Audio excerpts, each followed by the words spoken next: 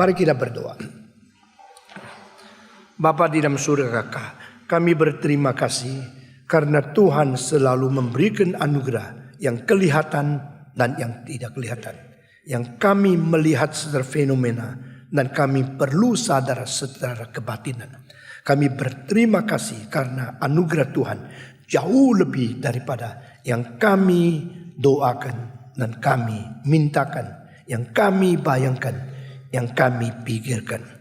Beri kekuatan kepada kami untuk selalu bersyukur dan selalu berkata di hati kami, alangkah besarnya Tuhan, alangkah besar anugerah. Meskipun kami sering kurang sadar, kiranya Tuhan ampuni kami dan beri kekuatan kepada kami untuk senantiasa menggali, senantiasa mengaktualisasikan potensi-potensi yang ada di dalam diri kami yang Tuhan sudah karuniakan. Sehingga kami tidak memboroskan waktu, tidak memboroskan bakat, tidak memboroskan kekuatan jasmani, tidak memboroskan iman kepercayaan kami kepada yang tidak-tidak. Sehingga kami boleh memanfaatkan setiap potensi, setiap berkat, setiap talenta Tuhan mencapai semaksimal mungkin demi kemuliaan Tuhan, demi faedah bagi sesama. Sehingga hidup kami di dunia menjadi sangat-sangat berarti. Dengar doa kami Tuhan. Kami serahkan semua ini dalam nama Yesus Kristus, penebus dan juru selamat kami yang hidup. Amin.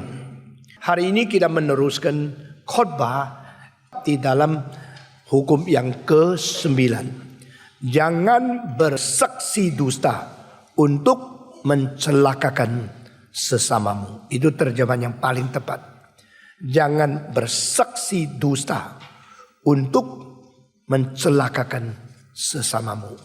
Saudara-saudara sekalian, manusia berkapasitas berbicara. Ini adalah hak yang begitu besar yang diberikan oleh Tuhan di atas segala makhluk. Karena tidak ada makhluk yang bisa mengutarakan makna yang bersangkut paut dengan arti kekekalan di dalam batin mereka. Sehingga mereka tidak bisa mengeluarkan sesuatu kemauan yang berada di dalam rencana Allah yang kekal. Yang mungkin keluar dari suara-suara binatang adalah pengutaraan, pengekspresian dari kebutuhan menurut badan mereka di dalam kesementaraan. Mereka mempunyai kemungkinan untuk mengutarakan, aku perlu makan, aku sedang sakit, aku mau tidur, aku perlu seks. Nah, hal-hal seperti ini diutarakan oleh binatang-binatang. Mereka bisa bersuara dan semua suara mereka hanya bersangkut paut dengan kebutuhan instingtif di dalam keadaan badannya di dalam dunia berapa puluh tahun saja.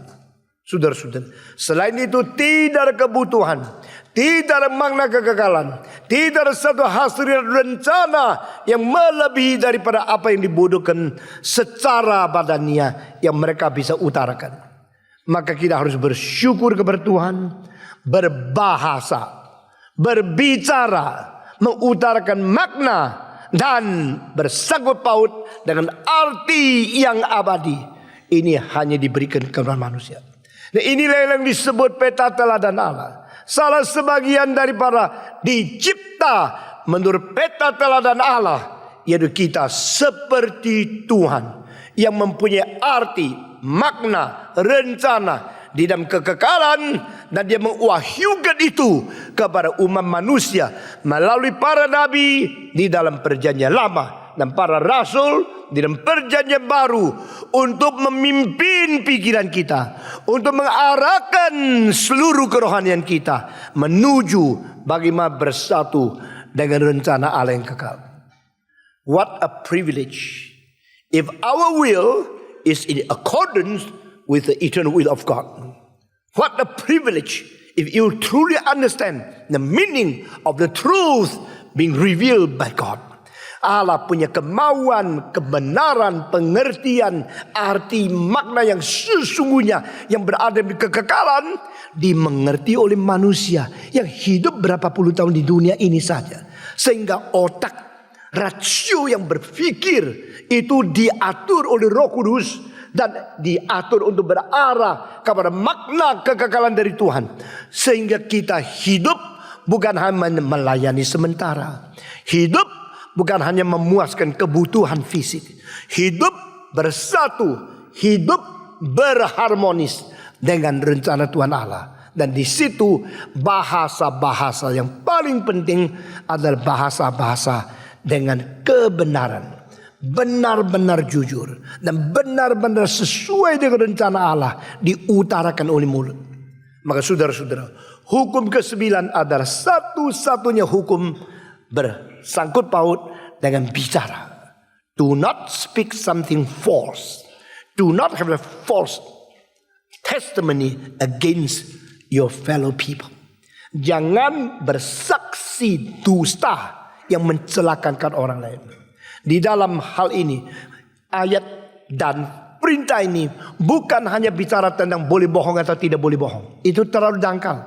Di sini adalah mulutmu bagaimana berbicara kebenaran dan engkau mengutarakan sebagai saksi Allah. Engkau seharusnya bagaimana mempergunakan keadaan berlidah, berbahasa, dan motivasimu adalah tidak mencelakakan orang lain. Di dalam takut kepada Tuhan dan mengasihi sesama manusia, yang dua ini menjadi dasar 10 hukum. Benarnya kedua prinsip ini terkandung di dalam perintah yang ke-9. Seseorang yang berbicara kebenaran, dia akan berbicara seperti Tuhan dengan sifat ilahi sesuai dengan kehendaknya. I only speak the truth. I only speak the true things. I only be the witness of the truth. Nothing else. Saya tidak akan menjadi saksi dusta. Saya tidak akan menjadi orang yang membicarakan hal yang najis, yang tidak beres. Orang membicarakan hal yang merugikan orang lain, yang tidak memuliakan Tuhan. My mouth is an instrument to express the truth, because I'm created after the image and the likeness of God. My heart is to love God and to love people, to love men. Di sini cinta kasih kepada Tuhan Allah dan cinta kasih kepada manusia mengakibatkan pembicaraan dan kesaksian kalimat bahasa, kata-kata yang keluar dari mulut kita tidak menjadi batu syak, tidak menjadi sesuatu pisau yang tidak kelihatan untuk menusuk orang, untuk merugikan orang lain, untuk mencelakakan orang lain. Saudara-saudara, kita masih ingat banyak hal, hati kita begitu sedih karena mendengarkan kalimat-kalimat yang tidak beres. Kadang-kadang orang memaki kita, orang memfitnah kita dengan satu kalimat yang seperti hanya 2 detik dengan suara yang tidak arti apa-apa, tapi telah menjadi kerugian, kecelakaan besar untuk melumpuhkan niat perjuangan kita. Saudara-saudara, ada kalanya seorang ibu yang katakan kalimat terlalu menghina anak, menjadikan anak itu seumur hidup tidak mau berjuang lagi. Goblok, kamu seperti babi. Nah, saudara-saudara, kamu kira waktu itu cuma 2 kalimat tok, cuma mengutarakan marahmu tok, tapi kemarahanmu tidak membuktikan kamu pendidik, hanya membuktikan kamu pengekspresif ketidakpuasan jiwamu. Dan engkau tidak tahu kalimat-kalimat seperti itu menjadi satu batu syak, menjadi sesuatu hambatan, menjadi satu pembunuhan batin yang merugikan orang lain. Kita harus minta Tuhan memberikan kepada kita kesadaran, memberikan kita pengabdian, sehingga mulut dan perkataan yang keluar daripada bibir kita itu memuliakan Tuhan dan memberkati orang lain. Saudara-saudara, dan anak-anak kalau bohong kabar kita marah luar biasa, sehingga kita tidak mau dibohongin, kita tidak mau dikelabuin, kita tidak mau ditipu oleh orang lain. Tuhan Yesus berkata, jika engkau mau diperlakukan bagaimana, perlakukanlah terhadap orang lain terlebih dahulu. Kamu mau respect orang lain. Kamu mau senyumin orang lain. Kamu mau dihargai orang lain, hargailah orang lain terlebih dahulu. Di sini kita melihat seluruh etika Kristen ada etika inisiatif. Seluruh etika Kristen adalah etika aktif, bukan etika pasif. Saya kok kurang dihormati, kok saya kurang diperhatikan, saya kurang dicintai sama orang lain. Semua orang mempunyai konsep semacam demikian, belum mengerti cara etika Kristen. Seorang yang di sekolah teologi datang kepada saya. Dia mengatakan, saya kok rasa di sini kurang dihargai, saya di sini kurang diperhatikan. Saya bilang, kalau begini, you mau apa?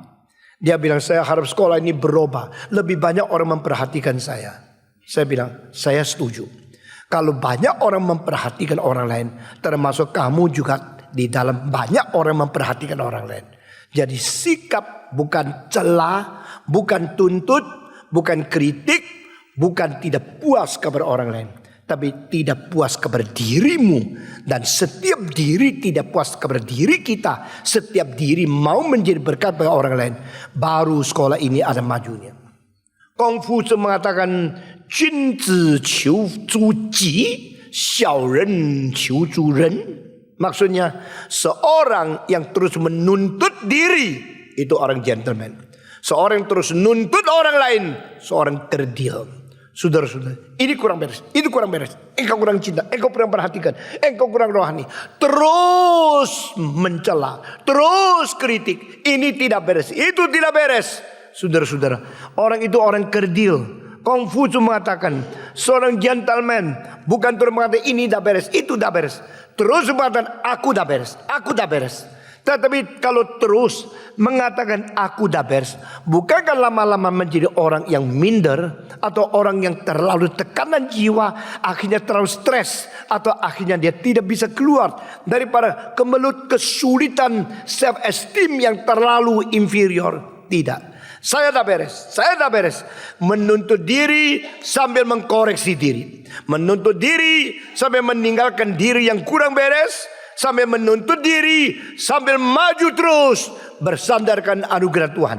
Saudara-saudara, anak kecil yang dimarah-marahin papa mamanya, dia bisa nangis. Setelah nangis, dia tetap berubah dan tetap maju. Karena apa?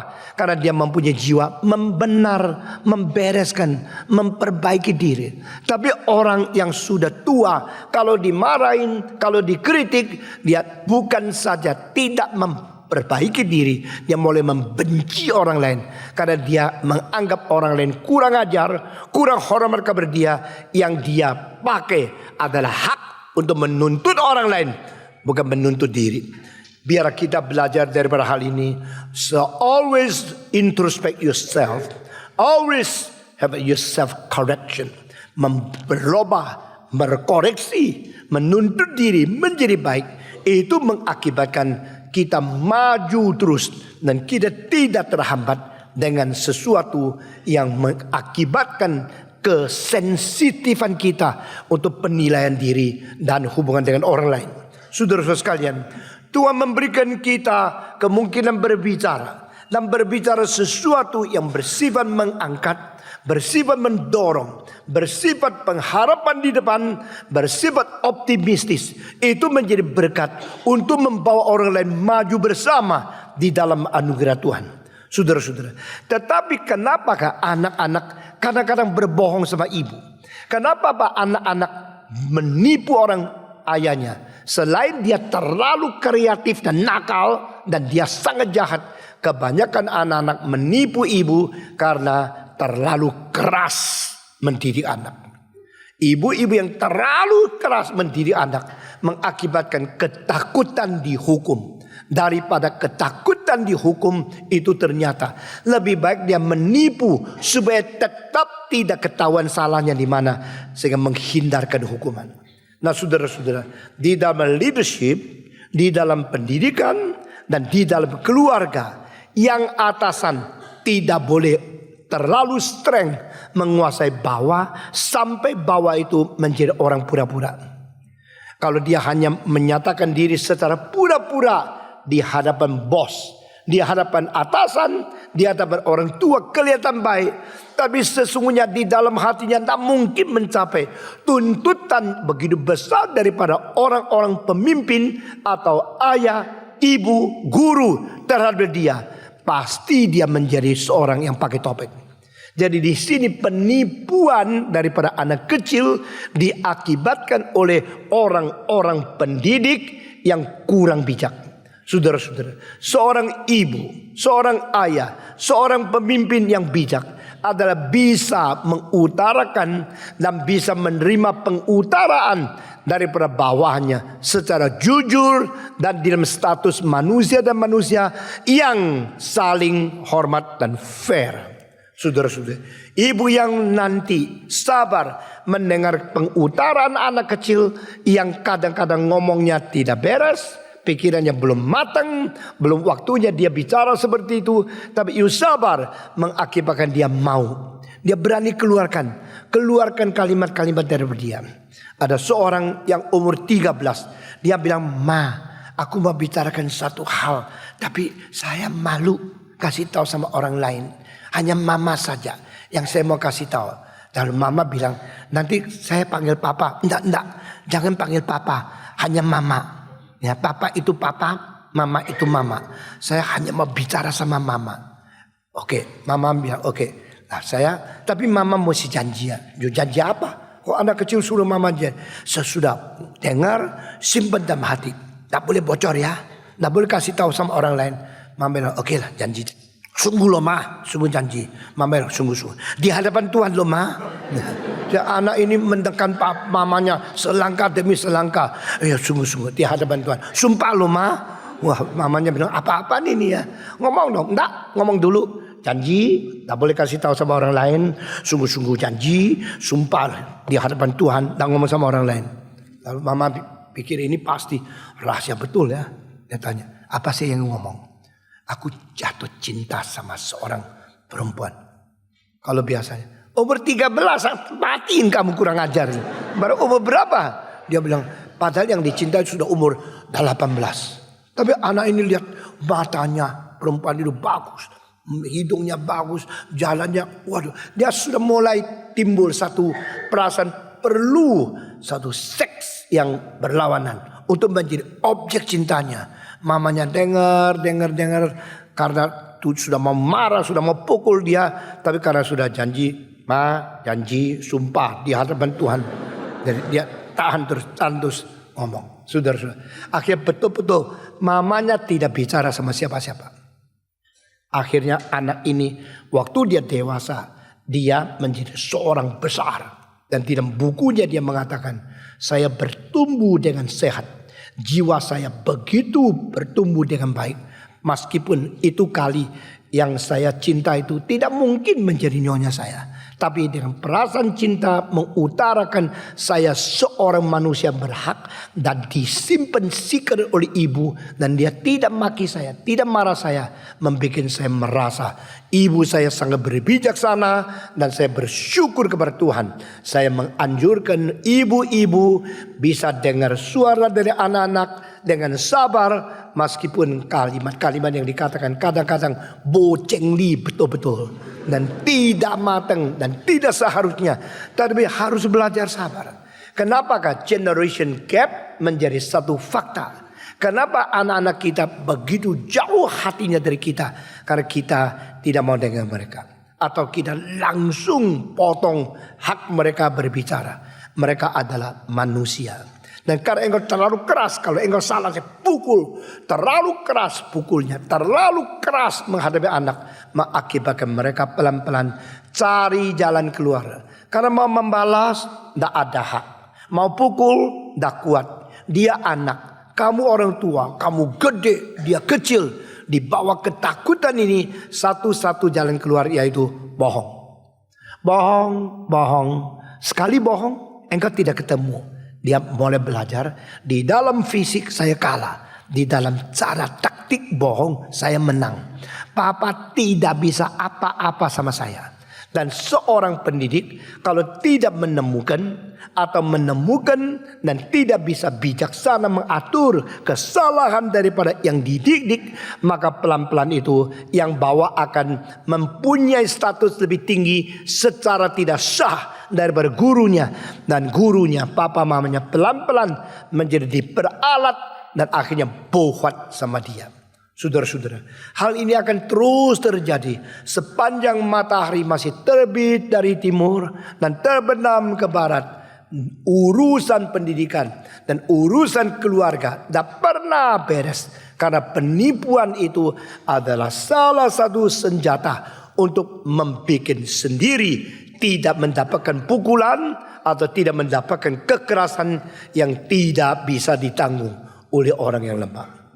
Profesor Petrus Witchrock daripada Vancouver satu kali dia bicara sama saya. Saya waktu itu adalah seorang ofisir yang penting di dalam armada. Di bawah saya ada 120 orang yang pangkat-pangkat di dalam armada dari Kanada Barat. Di dalam peperangan dunia, dan itu armadanya dengan berapa kapal perang yang banyak dan berapa kapal terbang di atas kapal perang itu semua dikuasai oleh dia. Dan saudara-saudara, pada satu hari dia mengatakan, saya sekarang cepat-cepat perlu satu kapal terbang bawa saya dari Pasifik terbang kembali ke Vancouver, dan di dalam 2 jam siapkan semua, saya mau berangkat, saya mau ke situ. Nah saudara-saudara, waktu dia mau pakai kapal terbang, ternyata di atas kapal perang itu cuma satu kapal terbang, hanya satu saja. Nah dia bilang, sekarang siap, saya mau pakai. Mereka bilang, tidak bisa, ini mesinnya lagi rusak. Karena mesin rusak, maka saya perlu 6 jam untuk overhaul, turun ke mesin, bikin betul semua, ganti silinder, di-slap dengan baik, masukkan, baru bisa terbang. Wah, ini atasan ini sudah tidak bisa tahan. Mengapa 6 jam? Cepat-cepat sedikit. Bisa cepat tak? Oke, paling cepat saya kerja dengan ngebut 4 jam selesai. Oke, cepat-cepat 4 jam lagi saya mau berangkat. Lalu orang itu turunin mesin dengan itu, banyak yang bantu dia. Turunin mesin, lalu dibuka itu silindernya, itu semua dikeluarkan, diganti, masuk di dalam hampir 4 jam sudah selesai. Sudah selesai, lalu dia semua masukin, semua on the disk sudah selesaikan. Tetapi saudara-saudara, mendadak dia tidak hati-hati, sudah semua masuk, ada satu skrup masukkan lubang busi, berarti bongkar lagi. Tidak bisa, tidak mungkin, tangan tidak bisa masuk. Lubang busi yang terakhir pasang untuk ignition itu, sekarang ada satu skrup, dia tidak hati-hati, jalan ke dalam. Lalu saat itu dia mesti ambil keputusan. Bagaimana ya? Tak peduli lah, sudah 4 jam kok. Daripada dimarahin, di skrup semua busi pasang, biar jalan. Kalau dia jalan, lalu kapal terbang, begitu terbang tidak sebentar lagi, itu skrup di dalam akan membuat seluruh kapal dalam meledak. Waktu itu dia pikir-pikir, dia bilang, bos, maaf, perlu 4 jam lagi. Kenapa? Apa lu main-main sama saya? Di situ keputusan orang ini adalah jujur. Kalau dia jujur, dapat kemarahan lebih besar, bagaimana? Mungkin dipecat. Waktu itu Peter Witchrock, profesor yang akhirnya menjadi leadership di dalam angkatan itu bersenjata seluruh Kanada. Dia mengatakan, tell me the truth. What happened? Why another 4 hours you need? Dia mengatakan gini-gini. Ada satu grup, aduh maaf. Begitu tidak hati-hati saya mau pasang, cerak. Dia masuk. Karena dia masuk, masih bisa terbang sih. Tapi kalau sudah sampai pada saat yang penting akan meledak. Maka saya mengasihi engkau. Engkau atasan yang baik. Saya tidak mau menipu kamu. Saya tidak mau berdusta. Saya harus jujur. Ini kesalahan saya. Tetapi saya perlu 4 jam lagi. Maaf kalau saya mentunda you punya program. Maaf kalau engkau tidak bisa mengikuti konferensi yang penting malam ini di Vancouver. Tetapi saya tidak ada jalan lain. daripada engkau meninggal dunia. Saya menghargai engkau sebagai bos yang baik, maka saya jujur. Ditepuk tangan oleh bosnya, saya berterima kasih. Karena engkau jujur kepada saya, engkau tidak mencelakakan saya. Karena engkau jujur kepada saya, engkau tidak menipu saya.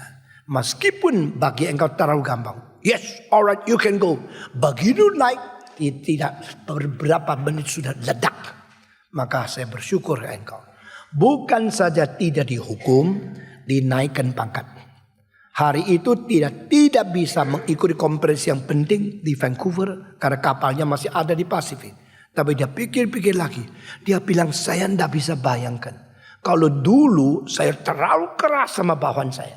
Kalau dulu saya terlalu disiplin dengan keras untuk kelihatan saya pemimpin yang betul-betul sukses.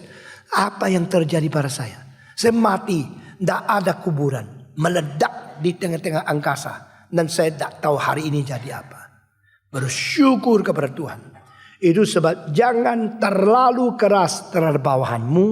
Yang mengakibatkan mereka yang lemah. Tidak berani lawan, tidak bisa apa-apa. Satu-satunya senjata yang mereka pakai yaitu menjadi pembohong, berdusta.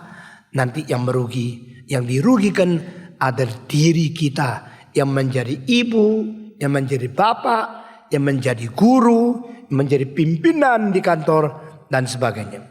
Nah saudara-saudara, pengetahuan kali itu, pengalaman daripada Peter Witchroff itu sudah kira-kira 30 tahun yang lalu. Dia bicara tentang hal-hal begini. Saya ingat satu kalimat dengan satu kalimat. Saudara-saudara, we are human beings. We need the human relationship. And we need the true understanding of the true situation in every condition. Dan di situ penipuan akan menimbulkan kecelakaan yang besar. Dan penipuan tidak tentu disengaja. Orang bukan suka menipu. Orang bukan suka membohong. Karena mereka terpaksa menghindarkan keadaan yang tidak perlu. Mereka sementara menipu. Dan waktu menipu mereka kira selesaikan sesuatu. Tapi akhirnya mencelakakan orang lain. Bukan berdasarkan hati yang jelek. Hanya karena takut. Nah ini satu hal yang sangat menyesalkan. Jikalau di antara orang kita pimpin, anak-anak yang kita besarkan, atau murid-murid yang kita didik terjadi karena ketakutan menjadi penipu. Bagaimana dengan keadaan seperti ini? Ini mengatakan di dalam hukum ke-9, jangan bersaksi dusta untuk mencelakakan orang lain. Nah di sini mengandung etika motivasi. Saudara-saudara, kita seharusnya mempunyai hati yang bagaimana? Hati yang bermotivasi membangun. Motivasi membaiki. Motivasi memberkati orang lain. Jangan sekali-kali di dalam hati kita ada satu niat mencelakakan orang lain. Dan setelah mau mencelakakan orang lain, memperalat dusta untuk mendukung niatmu. Itu engkau menjadi alat iblis. Engkau menjadi instrumen kejahatan. Engkau menjadi orang yang dibenci oleh Tuhan Allah. Jadi Christian ethics is ethics of motivation. Ini menyangkut kepada poin ini. Selanjutnya kita akan memikirkan, kalau kita balikkan demi menolong orang lain, kita bohong bagaimana? Nah saya kira you sudah tunggu 4 minggu ya. Mau dengar kalimat ini ya. Kalau kita bohong, menipu orang lain demi kebaikan orang lain, bagaimana? Nah, saudara-saudara, itu lain sama motivasi jelek. Sehingga saya tidak katakan demi menolong orang lain kita boleh bohong. Saya tidak mengeluarkan kalimat itu. Saya cuma kasih kalimat demi menolong orang lain. Kadang-kadang kita tidak ada jalan lain kecuali bohong. Nah, itu betul.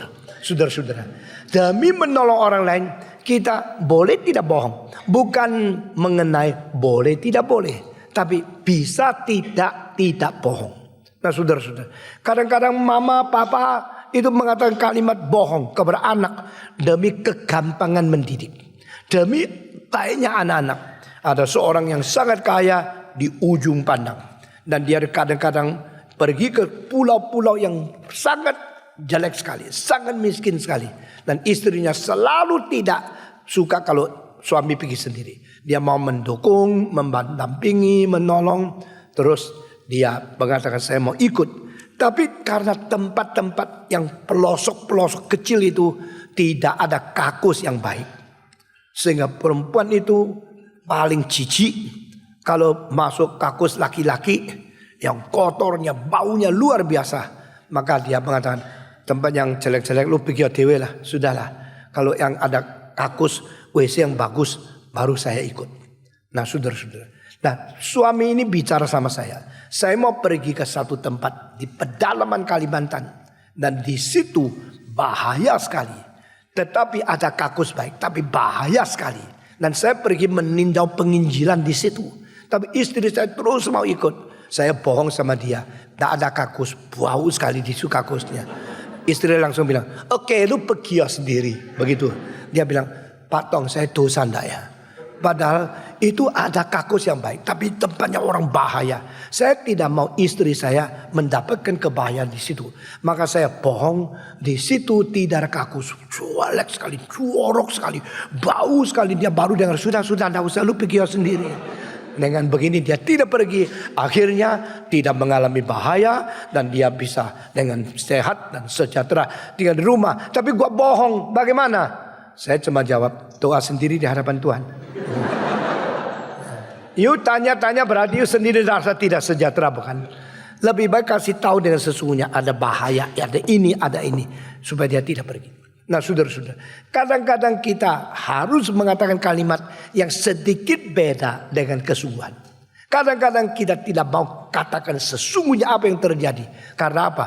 Kadang-kadang kita kalau katakan semua dengan sungguh-sungguh menimbulkan bukan baik, kerusakan, kesulitan yang lebih besar.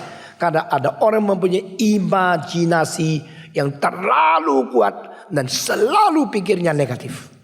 Tidak pernah pikir positif. Selalu pikirnya yang jelek-jelek, yang rusak-rusak, yang bahaya-bahaya. Dan selalu stick on. Terus menganggap yang saya pikir pasti betul. Yang saya pikir pasti betul. Akhirnya dia akan jerumuskan dan makin lama makin sulit untuk menerima sesuatu yang sebenarnya tidak menakutkan seperti itu. Nah di hal ini kita perlu bijaksana dari Tuhan. Jujur, cinta kasih, motivasi baik dan memberikan pengertian. Kalau masih tidak bisa bagaimana? Atau tidak cukup waktu bagaimana? Di dalam saat yang begitu sulit, kadang-kadang Tuhan membiarkan kita bohong dulu.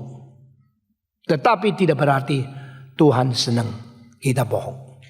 Nah saudara-saudara, kasus yang paling penting mengenai ini adalah Rahab. Masih ingat Rahab? Rahab adalah seorang pelacur yang tinggalnya dan dia hidupnya di kota apa? Yeriko. Nah kota Yeriko sampai sekarang dianggap adalah kota terkuno yang berbentuk berdinding tembok yang terkuno di seluruh dunia. Kota Yeriko itu sudah ada temboknya 3000 tahun sebelum Kristus. Nah saudara-saudara, nah ini adalah arkeologi barat. Kalau dikatakan di Tiongkok ada tidak? Mungkin ada. Dan Tiongkok dinasti Shang. Dinasti Shang itu 3500 tahun yang lalu. Itu kuburan daripada raja. Sama seperti kuburan dari orang Mesir. Yaitu bentuk piramid. Tapi kenapa di Tiongkok tidak kelihatan piramid? Kalau di Mesir langsung piramid menuju ke langit yang tinggi sekali. Kelihatan ada yang sampai 500 kaki tingginya. Memecahkan rekor sepaling tinggi dunia dan bertahan rekor bangunan tertinggi 4000 tahun sampai 1888 tahun di mana Eiffel Tower di Paris dibangun. Belum pernah di dalam sejarah ada bangunan lebih tinggi daripada piramid, the Great Pyramid Giza yang berada di Mesir. Tetapi di Tiongkok juga ada piramid. Bedanya apa? Baru ditemukan berapa puluh tahun yang lalu. Piramid Tiongkok itu piramid bukan ke atas tapi ke bawah. Jadi itu penggalian menunjukkan pembentukan piramid 4 segi itu akhirnya paling bawah itu lincip. Itu adalah dibentuk ke bawah, bukan ke atas. Sehingga setelah kuburan raja di dalam itu selesai, baru ditutup dengan tanah, tidak kelihatan piramid. Tapi waktu digali, ketemu piramid itu di bawahnya. Dan piramid itu sampai pada pucuk itu ditumpuk, tidak ada lincipnya. Itu menjadi satu tempat persegi, mengerti maksud saya? Yang begitu turun sampai tempat pucuk rata. Itu tempat tengah dari piramid. Itulah tempatnya peti mati raja. Nah, itu adalah sang dinasti. Tetapi sang dinasti, adakah tembok seperti Yeriko? Tidak terlalu jelas. Karena itu sudah 3.500 tahun yang lalu. Nah, saudara-saudara, tetapi dianggap biasanya Yeriko adalah kota yang paling utama di dalam sejarah manusia yang bertembok. Dan tembok Yeriko itu begitu kuat sehingga apa yang dicantumkan di dalam buku Yosua, bahwa orang Israel menggempur Yeriko dan keliling kota 7 kali. Pada hari ke-7 sekali, hari itu 7 kali. 6 hari setiap hari 1 kali. 1 kali. 1 kali. Sampai hari ke-7, hari itu 7 kali. Lalu mentiup itu nafiri, mentiup sangkakala dengan suara besar. Maka akhirnya robohlah kota itu. Nah, saudara-saudara, di kota Yeriko itu tembok-temboknya begitu tebal, sampai di atas tembok pun bisa bangun rumah. Dan salah seorang yang bangun rumah di tembok itu adalah seorang pelacur yang namanya Rahab. Waktu Tuhan Allah berkata, Israel, pergilah ke tanah Kanaan, karena tanah yang mengalirkan madu dan susu. Itu adalah tempat aku berjanji bagi nenek moyangmu, Abraham, Ishak, Yakub. Sekarang itu tempat akan dimiliki oleh kamu. Engkau masuk, tetapi engkau bukan masuk menerima begitu saja. Masuk berperang dengan musuh yang ada di situ. Baru engkau mungkin mendapatkan itu. Nah, ini adalah prinsip Alkitab. Nothing is given and you just take it for granted. All the promises from the Lord needs your fighting, struggling. Allah memberkati, Allah menjanjikan, Allah memberikan tanah perjanjian, tetapi diberikan kepada orang yang harus berjuang, harus berperang, harus dengan susah payah melawan musuhmu, baru engkau bisa mendapatkan. Maka orang Israel kirim 10 pengintai, kirim 12 pengintai, masuk melintasi sungai Yordan dengan kapal. Sampai di situ mereka tahu itu Yeriko. Waktu mereka mengintai, dari setiap suku, 12 suku, utus satu utusan, 12 orang masuk. Setelah mereka melihat, yuk jalan ini, saya jalan ini, yuk daerah utara, saya selatan. Selesai mereka kumpul kembali, pulang. Lalu ditanya oleh Musa, bagaimana? Engkau sudah mengintai? Bagaimana daerah ini? Di antara 12 orang, 10 yang mengatakan cilaka, Tuhan pimpin kita keluar dari Mesir adalah salah. Karena kita diberikan tanah janji yang begitu menakutkan. Itu pemberian apa? Itu janji apa? Orang di situ lebih 1-2 kepala dari orang kita. Orang Israel kecil-kecil, kurus-kurus. Orang Israel begitu lemah, begitu tidak besar badannya. Tapi mereka semua besar. Sehingga kita bertemu dengan mereka, kita melihat diri seperti belalang, seperti kerdil. Kita takut, tak mungkin kita menang, tak bisa kita perang sama mereka. Belum perang pun kita sudah mati, karena mereka besar yang luar biasa. Iya. Di antara 10 orang, 12 orang, 10 mayoritas yang mengatakan tak mungkin kita masuk situ, tak mungkin kita perang. Sama seperti gerakan reform mau berperang dengan raksasa sekarang. Tak mungkin. Mereka terlalu besar, mereka terlalu banyak, kita sulit. Tapi Musa diam dan Yosua adalah di antara 12 orang itu, satu di antara 2. Yosua dan Kaleb mengatakan, tidak. Meskipun mereka besar, meskipun kami seperti kerdil, Tuhan kita berkuasa. Tuhan kita tidak salah. kami akan bersandar kepada Yehova, pergi memerangi mereka, menghancurkan mereka, dan Tuhan sudah taruh mereka di dalam tangan kita. Nah, ini namanya iman. Iman tidak bersandarkan mayoritas. Semua 1, 2, 3. Iman tidak minder karena minoritas semua. Iman tidak melihat manusia lebih dari Allah semua. Iman terus melihat Tuhan, melihat pimpinan Tuhan, rencana kekal. Lalu mengatakan, who are you? So what? You're big? I don't care. You are many? I don't care. You are giants? I don't care. Seperti Daud menghadapi akan Goliat, dan Goliat mengatakan, hahaha, lu kira gua anjing? Ngomong sendiri lo. Lu kira siapa saya? Saya Goliat, lu Daud, kecil begini berani lawan sama saya. Hari ini saya akan matikan engkau. Daud mengatakan, demi nama Tuhan, hari ini saya akan bunuh kamu. Karena Tuhan menyertai aku. Dia punya senjata begitu berat. Dia punya pakaian begitu lengkap. Pakaian besi ratusan kilo. Daud pakai jas kulit, yaitu kulit bikinan Tuhan. Saudara-saudara, dia pakai satu stick. Tunggu di situ.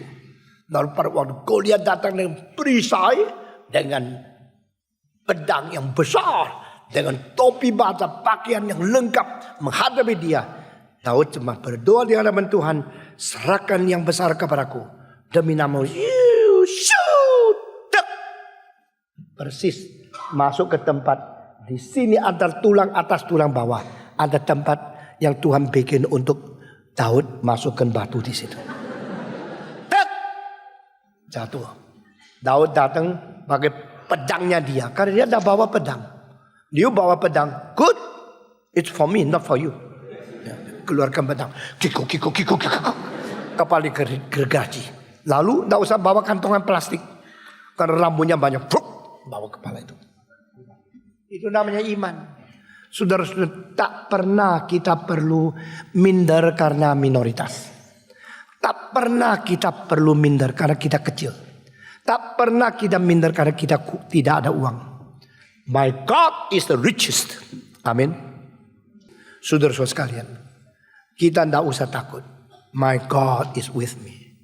My God is the greatest. Saya tidak takut karena kita minoritas. Kita minder karena kita kurang kaya. Kita bersandar kepada Tuhan. Dan inilah harta rohani yang besar. Bukan uang yang banyak. Iman yang kuat. Amin. Firman kebenaran dari Tuhan. Itu sebab di antara 12 pengintai cuma 2 minoritas. Bukan karena mereka lebih besar, mereka sama seperti orang Israel yang lain, tapi mereka berbicara kepada Musa, tidak usah takut. Meskipun mereka besar, tapi Tuhan menyertai kita. Kita akan betul-betul menang akan. Nah, saudara-saudara sekalian, 12 orang yang masuk itu, ada dua orang yang mengatakan tidak usah takut. Nah, 2 orang itu masuk ke dalam rumahnya daripada siapa? Rahab. Dan Rahab itu seorang pelacur yang menerima dia. Seluruh kota tidak ada yang menerima pengintai kecuali seorang pelacur. Dan pelacur ini ternyata pelacur yang kepleset menjadi karirnya pelacur, tapi imannya iman yang benar. Sehingga di seluruh kota Yeriko yang paling brengsek moralnya, yang mempunyai iman yang paling besar. Ya, ini satu sindiran yang besar ya. Saudara-saudara, mungkin tidak orang Kristen yang paling baik di Jakarta sekarang sedang menjadi pelacur. Mungkin tidak orang Kristen seluruh Jakarta iman yang paling baik itu justru ada orang penjahat yang sekarang lagi menjadi perampok. Mungkin. Nah, ini ada satu hal yang tidak lumrah. Sehingga kita kalau dengar gini rasa tidak enak sekali. Di dalam perjanjian baru, iman paling besar yaitu perampok yang di kayu salib. Karena dialah orang yang satu-satunya sebelum Rasul mengetahui kapan kerajaan Allah tiba, mereka hanya mengharapkan kerajaan Israel dibangkitkan kembali. Tapi Rasul ini bilang tidak, kerajaan akan tiba dari surga, bukan dunia ini. Nah, dia mengatakan, when you get your kingdom and return here, please remember me. Ingatlah aku setelah engkau mendapatkan kerajaan itu. Petrus tak ngerti, Yohanes tak ngerti, perampok itu mengerti lebih dahulu.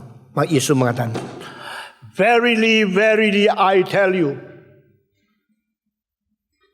today I will with you in the paradise. Hari ini aku berserta dengan engkau di Firdaus. Saudara-saudara, dia orang pertama yang mengerti kerajaan Allah. Kerajaan Allah itu diberitakan sebelum Yesus berkhotbah. Diberitakan melalui mulut dari Yohanes Pembaptis. Bertobatlah kamu, karena kerajaan surga sudah dekat. Sudah dikhotbahkan 3,5 tahun. Tetap tidak ngerti. Karena konsep mereka preoccupied. Konsep mereka terus dijajah dengan miskonsep. Yesus datang menjadi Mesias, membangunkan kerajaan di dunia. Dan kerajaan Israel akan dibangkitkan kembali melalui kebangunan di mana takhta Daud akan diletakkan kembali lagi tempat yang asal. Tapi mereka tidak ngerti. Semua tidak ngerti. Bagaimana dikhotbahkan tidak ngerti. Saya takut kalau saya khotbah berpuluh-puluh tahun di sini, engkau tetap tidak ngerti yang paling penting. Saudara-saudara, di dalam perjanjian baru, perampok itu mengerti. Dia Kristen paling baik. Di dalam perjanjian lama di kota Yeriko, orang Kristen yang paling baik adalah seorang pelacur. Saudara, jangan kira pelacur itu jahat sekali. Kadang-kadang mereka peleset, tidak ada cari nafkah, tidak ada uang, tidak ada suami, tidak nikah, cari kerjaan tidak ada. Lalu dipelesetkan karena agak cantik menjadi pelacur. Di antara pelacur ada orang baik, ada. Penginjilan ke pelacur belum dijalankan oleh gerakan reform ya. Kita masih regional, KKR regional. Kapan-kapan kita berkembang menjadi KKR pelacur. Kita belum jalankan KKR atau penginjilan untuk tukang-tukang di sini. Sudah mau pergi loh. Belum jalankan. Pelacur belum dikunjungi loh. Banyak tukang-tukang kuli yang ada di pelabuhan belum diinjili loh. Kita terlalu banyak belum kerjaan. Kita terlalu di hadapan Tuhan masih jauh daripada target yang Tuhan tetapkan. Kiranya Tuhan keep us humble heart di hadapan Dia. Selalu minta Tuhan pimpin. Kalau tidak kita akan meleset juga. Ada meleset ke bawah menjadi pelacur. Ada yang meleset ke atas menjadi setan. Nah, setan jatuh ke atas. Banyak orang berdosa jatuh ke bawah. Loh, jatuh kok bisa ke atas? Saya menjawab, kenapa jatuh harus ke bawah? Masih ingat apel daripada Newton? Newton waktu kecil lihat apel jatuh. Kenapa jatuh ke bawah? Kenapa tidak jatuh ke atas? Ada yang jatuh ke atas. Ada. Siapa? Setan. Aku mau seperti Allah. Lah itulah setan menjadi mau seperti Allah. Itu namanya jatuh ke atas. Sombong. Kita jangan sombong. Kita mesti merendah hati. Pergi ke tempat yang lebih miskin, lebih sulit. Pelacur dikunjungi, diinjili. Dan ternyata, saudara maaf ya. Saudara pernah pikir enggak? Semua kalimat keluar dari mulut perempuan di seluruh kitab suci. Yang paling banyak siapa? Rahab. Sudah pernah ya, tidak pernah dengar, tidak pernah hitungnya. Keluar dari mulut yang paling indah, kalimat yang paling penting, paling berbobot, Maria, ibu Yesus. Kalimat yang keluar dari perempuan yang belum nikah, masih remaja. Setiap kalimat begitu berbobot, yang paling tinggi nilainya itu Maria. Yang paling panjang dicatat oleh Roh Kudus, diwahyukan ke dalam kitab suci. Menempatkan bahasa yang paling banyak itu Rahab. Dan dia sebenarnya seorang perempuan yang pintar luar biasa. Dia sebagai pelacur untuk cari uang. Tapi dia punya pemikiran itu mengamati selama berpuluh-puluh tahun. Karena apa? Pada waktu Yosua suruh 12 orang masuk ke situ. Waktu itu Musa sudah mati. Di antara dua orang ini berbicara sama si pelacur ini. Dia mengatakan, aku mengetahui Tuhanmu, Tuhan yang sejati. Bagaimana memimpin engkau keluar daripada tanah Mesir, melewati akan Laut Kulsum, bagaimana mengalahkan akan raja-raja di padang belantara. Berarti dia sejarawan. Ini sekarang banyak orang tidak mau baca buku, tidak mengerti apa yang terjadi. Nah, itu terjadi 40 tahun yang lalu. Berarti Rahab menyelidiki bagaimana Tuhan memimpin orang Israel selama berpuluh-puluh tahun. Akhirnya dia terus mencatat. Demikianlah aku mengatakan, their God is a true God, my God is false God. Saya sekarang sedang tinggal di kota yang akan mau mati. Saya tinggal di kota ini menjadi pelacur. Saya akan binasa. Tetapi kalau bangsa ini ada Tuhan Allah menyelamatkan, saya akan keluar, saya akan diselamatkan. Saya mau iman dari mereka, bukan ikut binasa di sini. Jadi ada orang pelacur yang jiwanya mau diselamatkan seperti ini. Ada. Jadi kedua orang ini kenapa cari situ? Apakah mereka tidur sama pelacur sambil menjadi pengintai? Bukan. Tuhan pimpin. Akhirnya mereka diselamatkan. Nah saudara-saudara, waktu mereka lihat jiraka, ada orang pengintai Israel masuk kota ini. Geledah, cari terus cari. Akhirnya dikirakan itu. Saya lihat dua orang masuk ke rumah di atas tembok itu. Rumah pelacur. Mereka masuk. Begitu masuk, saudara-saudara, waktu ketuk pintu, pelacur ini Rahab sudah menyimpan kedua pengintai itu di tempat di atas. Sehingga sangat tersembunyi. Dan dia sangat pintar. Sudah begitu. Adakah orang masuk? Dia bohong. Tidak ada. Adakah orang tadi dua orang masuk sini? Ada orang lihat? Tidak ada. Silakan geledah. Oh dia bohong. Saat itu dia bohong. Nah saya mau tanya. Kalau Rahab tidak bohong, kedua orang itu akan ditangkap dan dibunuh bukan? Tapi kalau Rahab bohong, orang itu diselamatkan. Saat ini boleh bohong enggak? Berani jawab dulu ya. Ada jawab, boleh. Boleh bohong enggak? Saya tidak katakan boleh. Saya cuma katakan tak mungkin tak bohong. Enggak bisa. Suruh bilang, oh ya ada di sini silakan. Nah, ketemu. Cendeng itu ya, saudara-saudara. Saat itu tak mungkin tak bohong. Jangan terlalu rohani lah. Termasuk saya. Dia keadaan begini, saya bilang, ini mana enggak tahu gitu.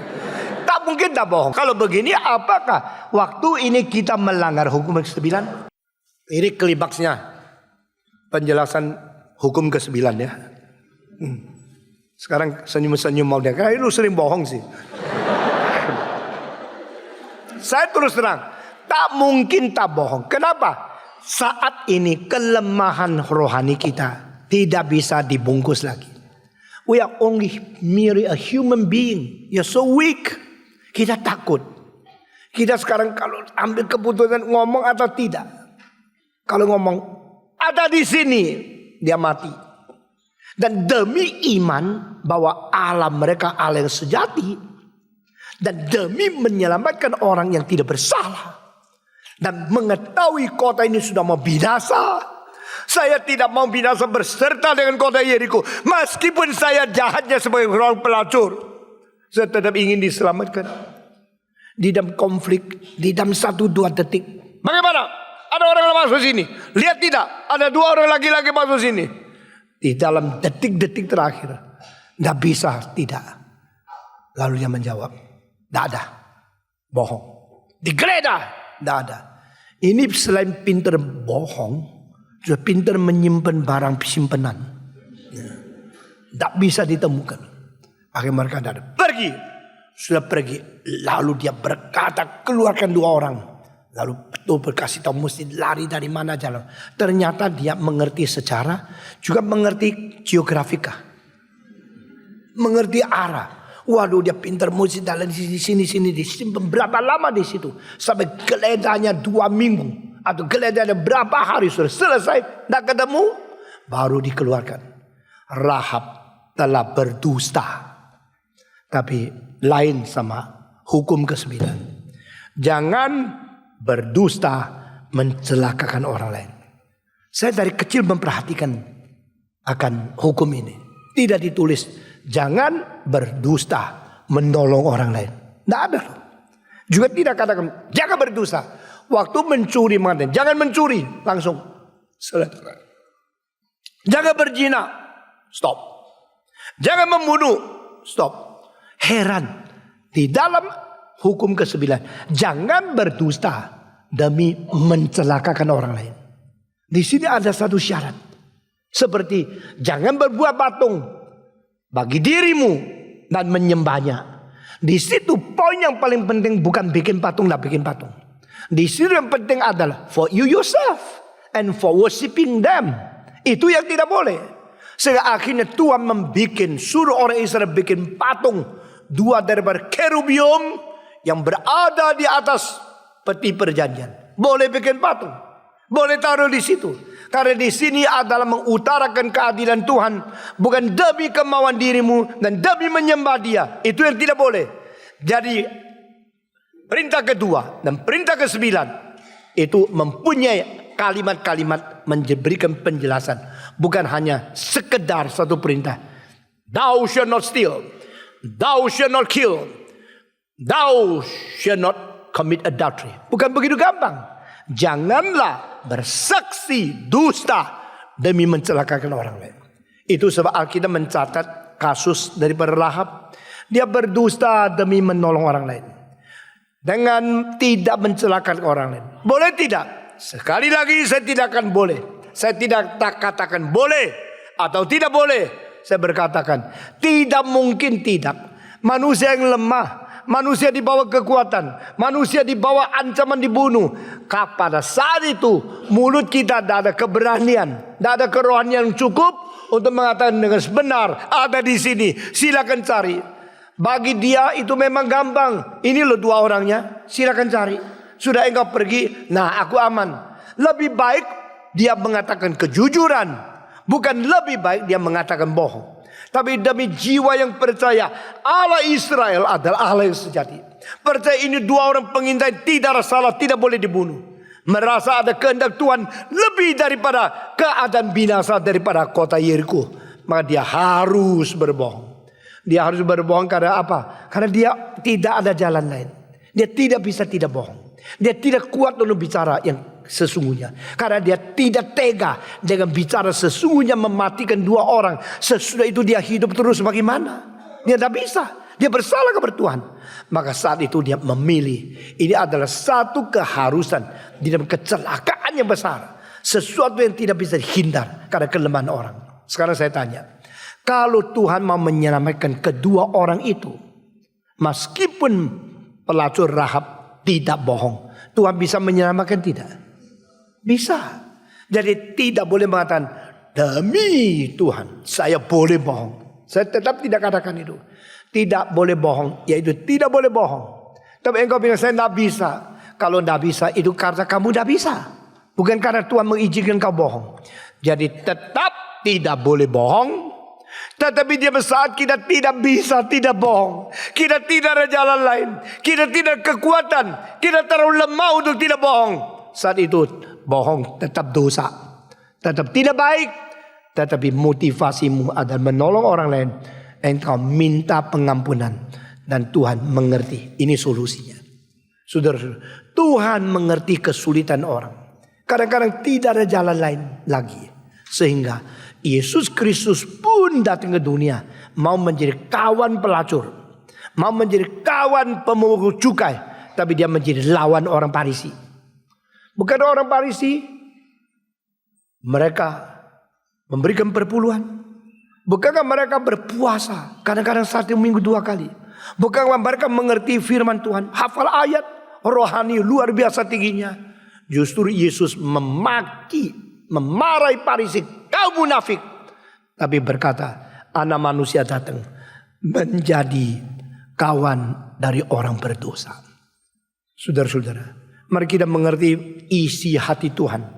Lebih daripada hanya mengerti secara harafiah catatan di dalam Alkitab. Dan jika engkau pernah bohong, engkau pernah aborsi, engkau pernah menipu, engkau pernah berbuat yang tidak beres. Dalam keadaan kekurang tahu, kekurang berani, kekurang kekuatan rohani. Minta ampun dari Tuhan. Dan jangan lakukan lagi. Mari kita berdoa. Bapa di dalam surga, kami berterima kasih untuk semua pengajaran yang mengandung makna tertinggi dari rencana Tuhan yang kekal bagi kami yang Tuhan cintai. Beri kekuatan kepada kami untuk makin dekat, makin mengerti, makin diperkenan oleh Tuhan selama kami hidup di dunia. Demi nama Tuhan Yesus kami berdoa. Amin.